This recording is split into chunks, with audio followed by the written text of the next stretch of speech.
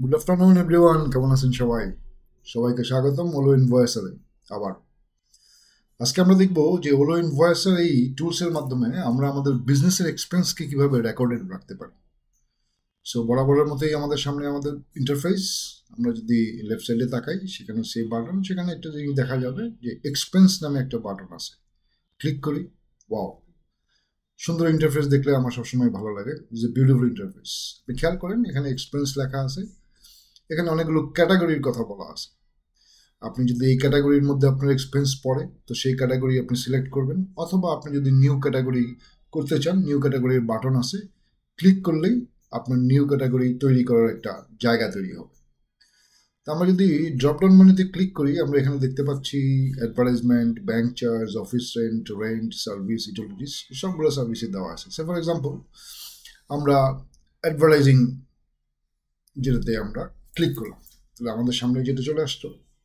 এখন আমরা যদি নিউ এক্সপেন্সে ক্লিক করি, তাহলে আপনি দেখেন এখানে নিউ এক্সপেন্সের যেই সাইটটা আসছে, সেখানে আমরা অ্যাডভার্টাইজমেন্টটা ক্লিক করি। সেখানে অ্যামাউন্ট লিখতে পারি। ধরেন আমাদের অ্যাডভার্টাইজমেন্ট অ্যামাউন্ট 10,000 টাকা, গড়পত্র একটা লিখলাম। পেমেন্ট টাইপ আমরা এখানে ক্যাশ, ইনভয়েস নাম্বার আমরা এখানে দিতে পারি, রাইট নোটস আমরা দিতে পারি। সো আমরা যদি এটা সাবমিট করি, সাবমিট করলে দেখেন আপনার এই এক্সপেন্সটা আপনার এখানে অলরেডি অ্যাড হয়ে গেছে। আজকে তারিখ কত? 29। দেখেন 29 তারিখে অলরেডি আপনার এক্সপেন্স এখানে অ্যাড হয়ে গেছে।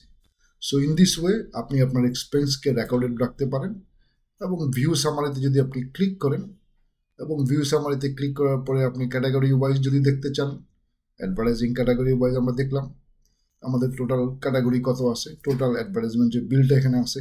ইভেন আমরা যদি ডেট ওয়াইজও দেখতে চাই, যেমন আজকে আমরা যে ডেটটা করলাম 29, আজকে থেকে আজকের ডেট আমরা সেম ডেটেরটা দিয়ে দেখি, তাহলে দেখেন আজকে আমরা কি এন্ট্রি করেছি, 10,000। So it's a very easy to track all of your expense through our Olo Invoicer. Thank you.